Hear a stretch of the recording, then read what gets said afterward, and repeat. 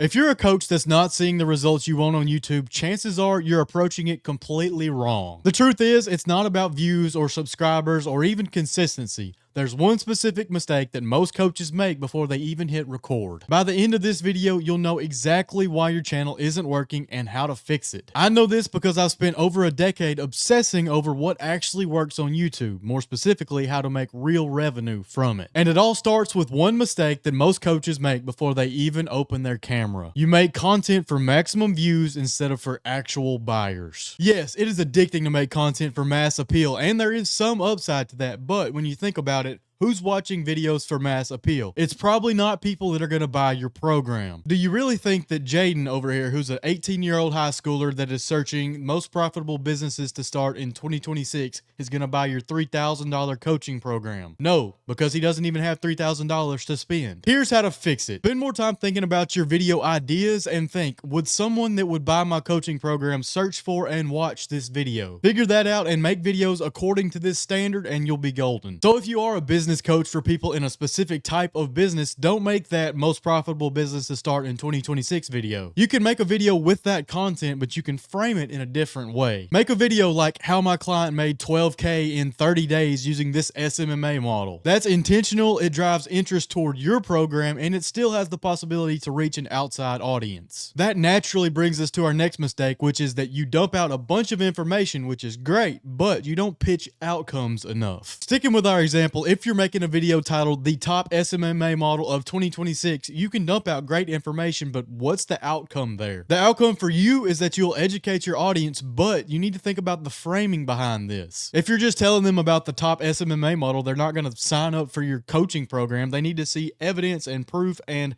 the actual perceived outcome. I'd much rather see you pitch it like we already talked about, like how I made 12K with this SMMA model, and then expound on that. Now, you can obviously remix this to your niche and to your liking, but think about it like this. You need to sell without selling in your videos. There is nothing more likely to get somebody to perceive the outcome that they will gain this from your coaching program than the proof that it works. If you prove a concept in your video, it's literally a layup to pitch a call to action that will eventually let you sell them a coaching program. And that leads us to our next mistake. You don't have a proper funnel attached to your YouTube channel. This is one of the most common mistakes that I see coaches on YouTube make. They try to take their viewer like off platform to talk to them, like DM me on Instagram. That doesn't work. I guess technically it works or people wouldn't do it, but it doesn't work as well as having a direct call to action and a direct funnel right there on YouTube. My point is, most people don't want to click off platform to do something like that. They can literally just click the link in the description and sign up right there. If you don't already have a landing page, you need to spend a little bit of time setting up a landing page so that somebody can give you their email address in exchange for a lead magnet or something like that. So how do you put this in play on YouTube? Well, at the very end of your video, the end of the meat, before you get to the conclusion or anything like that, because we're going to cut that completely out, you need a call to action. In an ideal world, after the body section of your YouTube video, you would basically cut off everything. You don't want to go through a 30-second recap because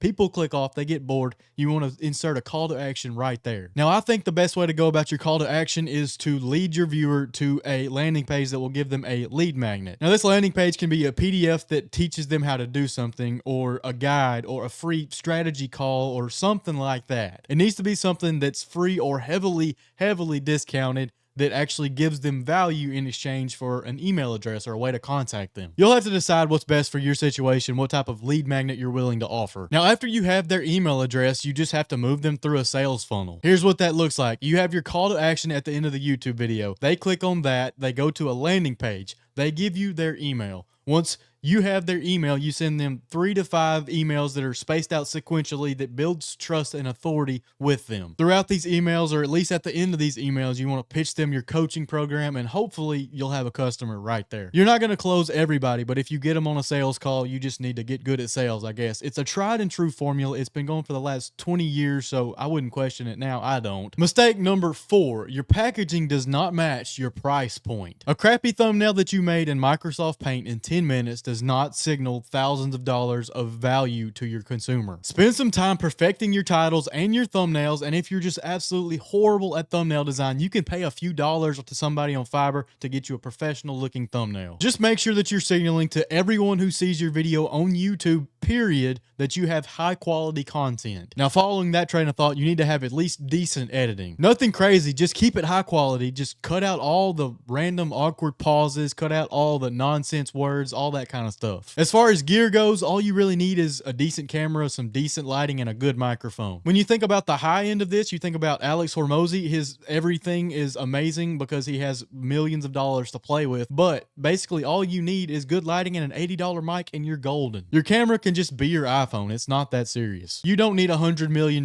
gear budget to be successful as a coach on YouTube. Mistake number 5, you're trying to build an audience instead of a client base. This has been mentioned a little bit already, but I'm going to harp on it some more here. As a coach or someone who's selling high ticket programs or services, you don't need all the attention that someone like Mr. Beast has. He has to sell 400 $5 chocolate bars to equal one $2,000 coaching program. So you see what I'm saying here? A high subscriber base is great if they're interested in what you're selling. If not, what is actually the point of having that viewer base? You want to make yourself the #1 source of content on YouTube for the exact type of content that your buyers would watch. That will draw in them, and it'll draw in more like them that will eventually buy your program. Don't go super wide with your content, go deep. And that leads us to mistake number 6. You post inconsistently or you quit altogether. In my mind, this is the most important part of the entire video because I've been there and I've done that. You can't go out there and post 5 videos in 2 weeks and expect to grow 10,000 subscribers. It's just not realistic. So many people I know do this and immediately decide that YouTube is not for them because it's not working within about a month. Instead of those 5 videos in 2 weeks on YouTube, they can run 5 ads on Facebook in 2 weeks and gain 3 to 4 clients from that. And that might be true,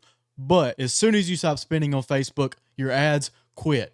YouTube works for you forever. Not to mention, Facebook ads are limited by what you can spend in the first place, and some coaches starting out don't have that budget. If you just stick it out with YouTube, the compounding effect of the platform will eventually work wonders for you. A video that you posted 2 years ago can gain you a client today. Never forget that. You'll eventually get a group of dedicated followers, and even if that group is very small, if it's very highly targeted like we've talked about in this video, it will gain you some people that are buying your program. Specificity in the content that you create on YouTube is key to making more money using the platform, and then the consistency is the vehicle to get you there. That being said, how many videos should you post per week? Well, most YouTube gurus will tell you to post 1 video per week so you can maximize quality and all that stuff. I actually like to shoot for 2 to 3 videos. We aren't going for maximum exposure to the masses. We're going for highly targeted content to target your type of buyer. A cinema level video that's overly edited like Mr. Beast is not required for this goal. A bunch of videos out there in the ecosystem for more viewers to see is. And I know that kind of sounds like I'm contradicting myself here because I'm still trying to reach more people with more videos, but it's more of the same people. It's not just